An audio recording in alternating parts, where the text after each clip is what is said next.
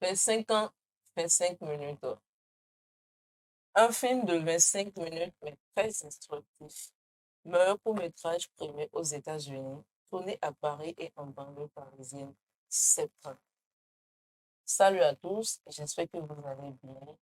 Avant toute chose, je tiens à remercier toutes les personnes qui se sont abonnées à cette chaîne sans avoir vu du contenu. Et j'invite également tout le reste à faire pareil. Alors, revenons à notre sujet du jour, Septembre. Réalisé par Ruben Manica, ce film est le fruit du travail de ce réalisateur qui nous relate l'histoire de Stan, un jeune délinquant de 25 ans qui, entre-temps, a fait la prison et qui décide de prendre le droit chemin pour se rapprocher de sa famille.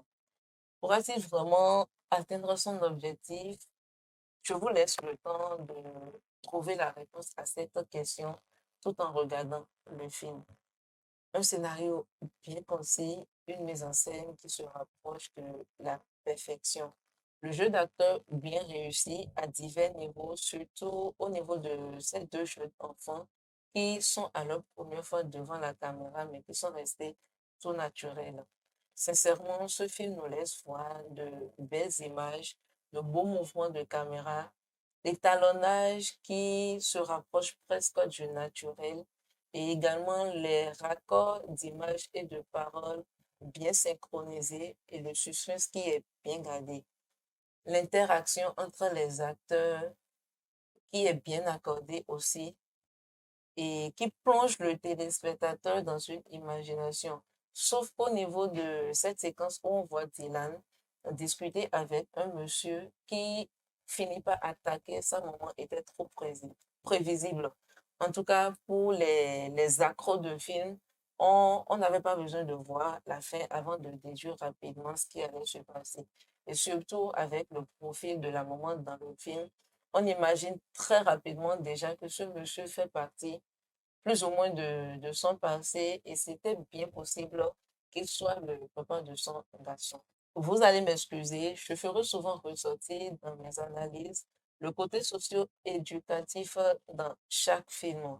Et je m'en voudrais de finir cette analyse sans attirer votre attention sur cette séquence. Voyons voir un peu ce que ça donne. Et si tu dis que t'as tout arrêté, tu crois que ça suffit?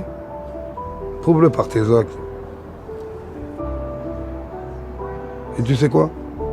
Elle est même épuisée de la routine. Elle en a marre, elle est fatiguée. Elle aussi, elle aurait pu se barrer ou laisser seule comme l'a fait ton père.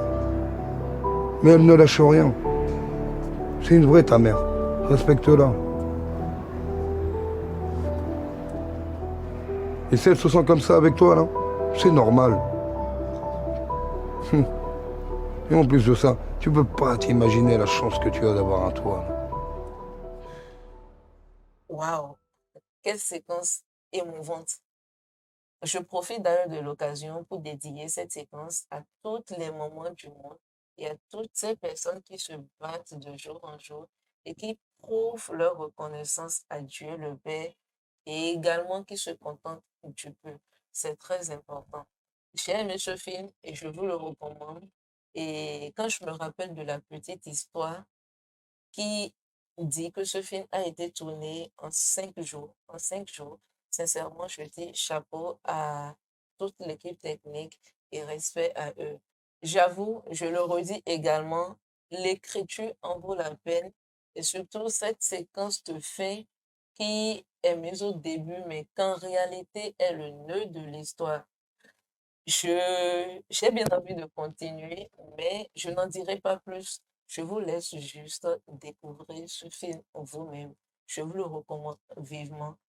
Alors, chers tous, likez, partagez et surtout abonnez-vous et n'oubliez pas de laisser vos commentaires. Je vous remercie et à très bientôt.